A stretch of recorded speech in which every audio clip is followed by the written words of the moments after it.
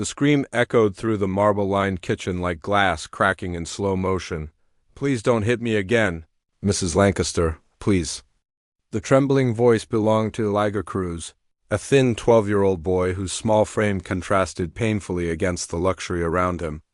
His cheek burned with the fresh smack that had just landed there. The red handprint bright and humiliating against his brown skin. Across from him stood Catherine Lancaster, the impeccably dressed wife of oil tech magnate Charles Lancaster, one of the wealthiest men in the state. Her ice-cold eyes gleamed with superiority, her pearl earrings swinging as she raised her hand again. "I told you not to touch anything in this house," she hissed. "You are here because your mother cleans my floors, not because you deserve to breathe the same air as us." Elijah covered his face with his thin arms, fighting back tears. He hadn't touched anything except a glass of water. Just water. A human right. But Catherine didn't see him as human, not really. He took a shaky breath. "I was just thirsty, ma'am." Catherine laughed, the sound sharp as broken crystal. "Water? There's a hose outside in the garden. That's where your kind should drink from." Elijah flinched, but he didn't cry. Not anymore. Because Catherine Lancaster did not know something crucial. She did not know that Elijah remembered everything. Every word. Every insult. Every slap. Like photographs in his mind, stored, filed, preserved, he wasn't just a scared child. He was a witness. And witnesses someday speak. At the doorway stood a woman holding a broom, shaking but silent, Maria Cruz. Elijah's mother. Her eyes took in everything, the mark on her son's face. Catherine's raised hand, Elijah's trembling posture. For a split second her voice cracked, but she forced herself to speak calmly. "Elijah, mi amor." "Go to the car and bring my cleaning supplies," she said softly. Their eyes met. A look only a mother and son could understand. "Hold on, endure, our time will come," Catherine snorted. "Maria, keep this little problem out of my sight. Charles returns from his trip today, and I won't have him see such unpleasant creatures in my home." Elijah walked toward the exit. Not broken, not defeated, his back was straight. Too straight for a child who had been slapped minutes ago. Catherine felt something twist in her stomach. A chill. Why did he look like that? Why didn't he cower? What was he planning? She didn't know, but she would learn terribly, painfully, publicly. The first 3 days were hell. Every morning, Catherine invented a new way to make Elijah smaller. Tuesday, she forced him to scrub the entrance steps with bare hands until his knuckles bled. Wednesday, she made him stand outside during lunch so he wouldn't contaminate the dining room air. Thursday, she held up a stained rag and smirked. "Your mother left the bathroom dirty. You'll fix it. With your tongue if you must." Elijah didn't move. He stared at the polished floor, but behind his stillness, his mind recorded everything like a camera, every tone in her voice, every sentence dripping racism, every cruel smirk she wore like a crown. Catherine mistook silence for surrender. "Now you understand your place," she said with a triumphant smile, but she was wrong. He wasn't obeying. He was collecting evidence. He was building a case. He was learning his enemy, because Maria Cruz had raised her son with one family rule passed down from generations, from a great-grandfather who went from servant to respected businessman. Observe, remember, use everything at the correct time. And Elijah would. One afternoon, Catherine stepped closer to him, wine glass in hand, heels clicking like threats. "You know what disgusts me most?" she whispered. "You look at me like you're hiding something, as if you have secrets. Let me be clear. You are nothing, you will always be nothing. Just like your mother." Elijah paused, not long, just a heartbeat, but Catherine saw it. The slight tightening of his jaw. "Oh, did I hurt your little feelings?" She mocked, but when he looked up, something in his eyes made her step back. A predator's stillness, a strategist's calm, a future she could not imagine. Maria returned carrying cleaning bottles. "Elijah, go organize the products in the car," she said. Then added casually, eyes only on him, and check that new app we installed yesterday. You know, the one that records audio automatically. Catherine sipped her wine. She didn't understand, but Elijah did. And he nodded once. The war had begun, and Catherine didn't even know she'd already lost. That night, Maria sat secretly with a lawyer she'd contacted. Through a women's rights group, attorney, Dr. Raphael Morgan, the man known for destroying corporations in court. He listened to the recordings Maria and Elijah had captured, each insult, each slur. Each command said with hatred, "This is not just abuse," he said slowly. "This is a hate crime. And with enough proof, we can bring her down publicly." Elijah spoke quietly, shocking both adults with his calm. "I don't want her to just go to jail. I want the whole world to see who she really is." But what no one in the house realized, not even Marissa, was that Ethan was changing internally. Every insult, every denial of his humanity was slowly shaping something sharp and unbreakable. He wasn't just enduring, he was learning. The walls of the mansion became his classroom. The cruelty became his syllabus. And secretly, quietly, he was preparing, one evening. As Ethan scrubbed the dining room floor, he watched Mr. Hamilton's grand piano through the reflection of marble tiles. The instrument gleamed like a treasure he could never touch. But the boy didn't stare with envy, he stared with curiosity. He wanted to know how that piano worked, why certain keys created certain sounds, how something so beautiful could exist in a place so ugly. Marissa saw him looking and snapped. "You don't get to dream, boy.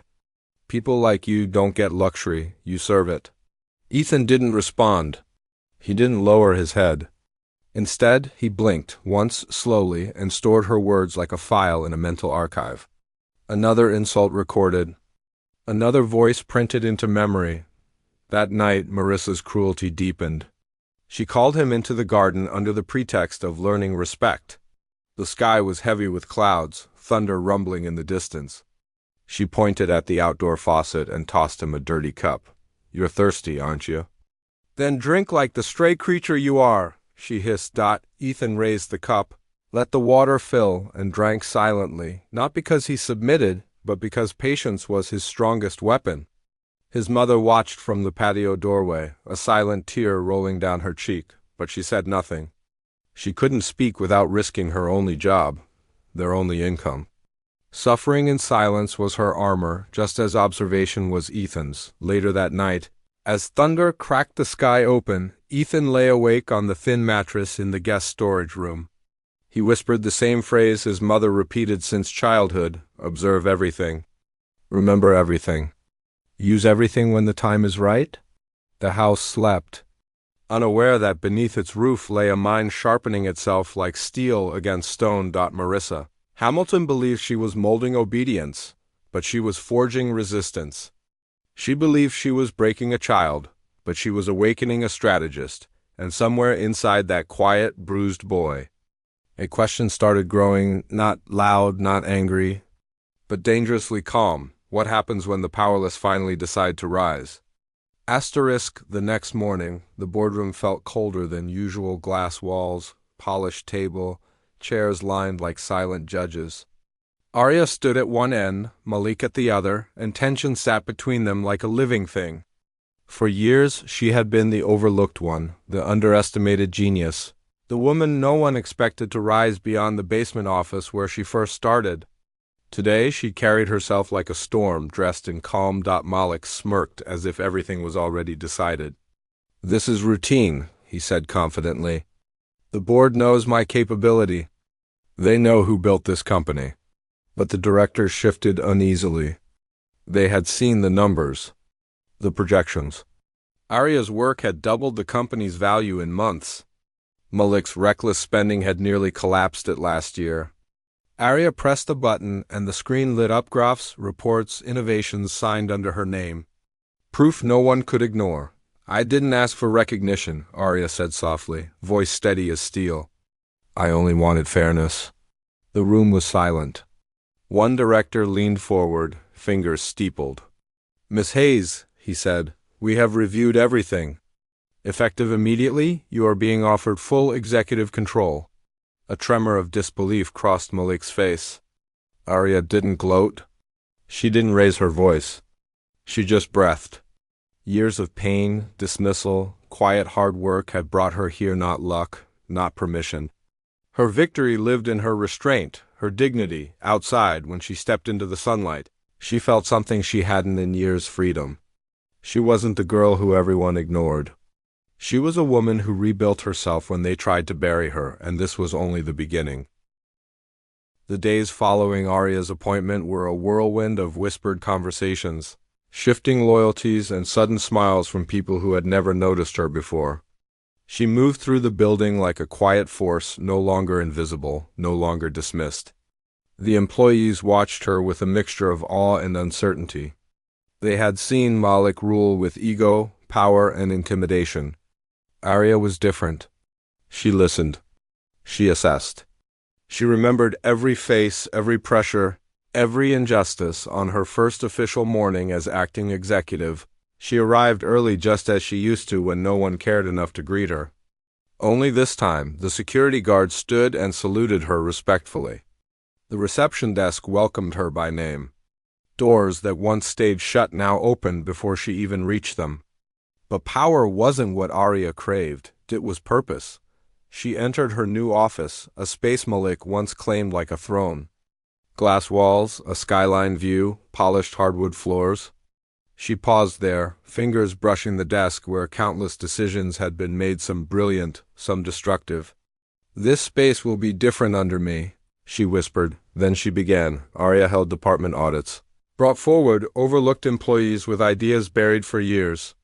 The company shifted like a machine oiled for the first time in too long. She encouraged creativity, demanded transparency, and within weeks, the stock rose. Investors spoke her name with respect.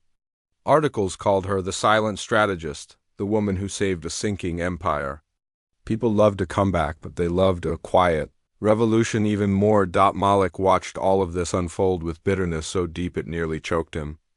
Losing power was one thing, but watching Arya flourish in the seat that was once his felt like a wound that wouldn't close. His office, his authority, his pride all gone.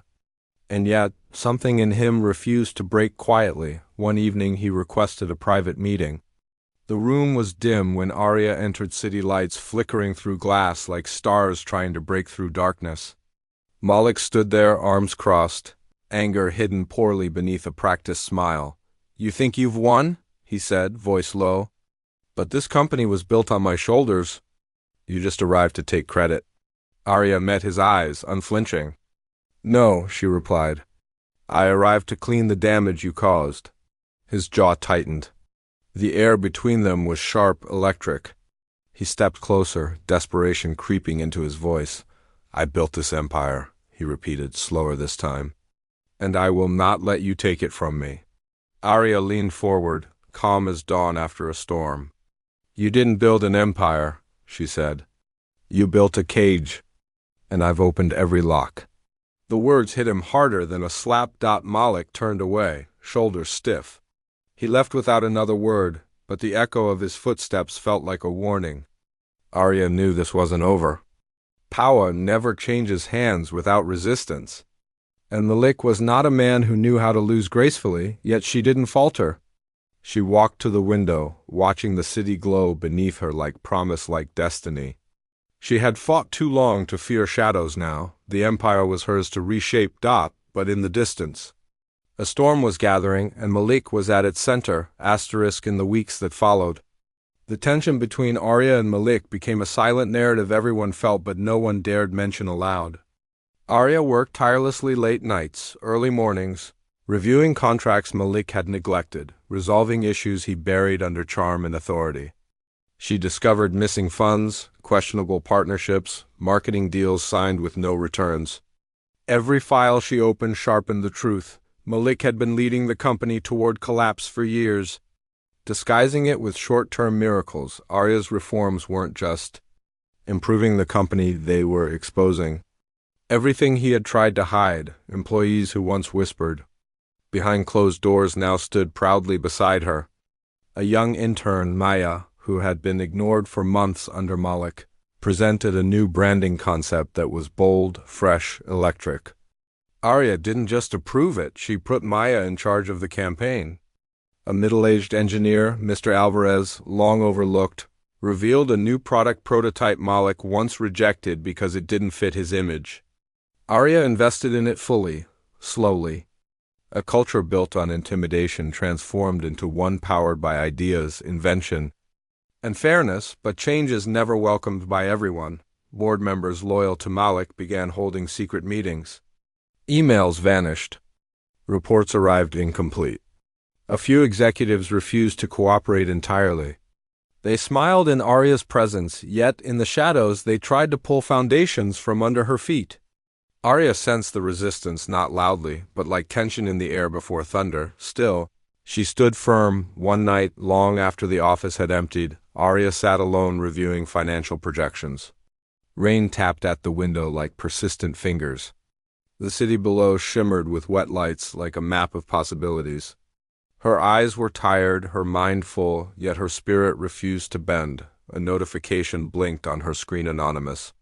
Untraceable. Check the Q3 report. You missed something. Her heart thudded once, hard.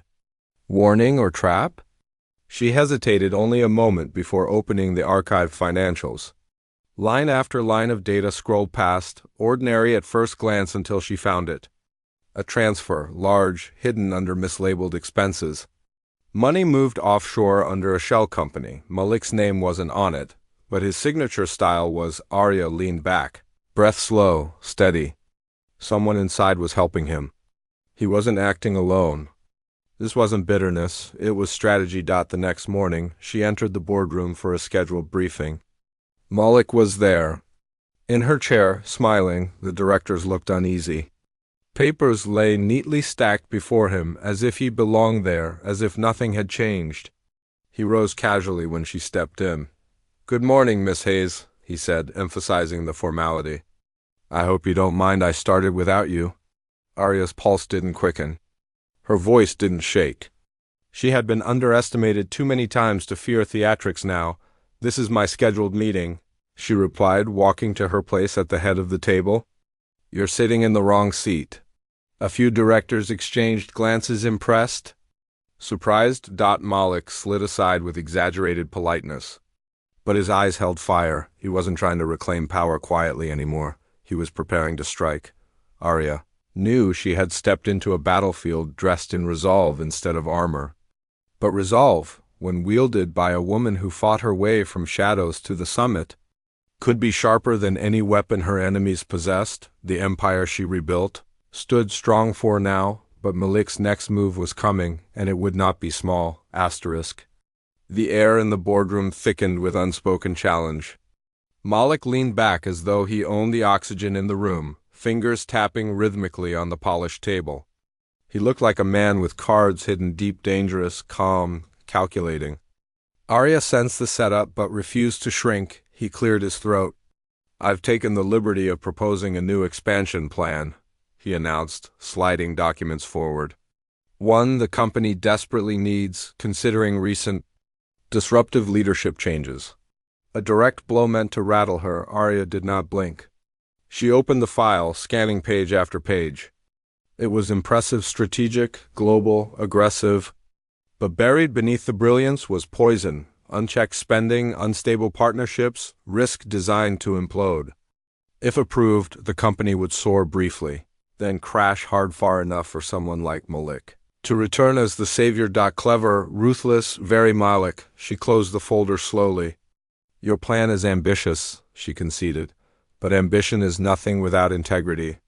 We move forward only with strategies that protect the future, not gamble it."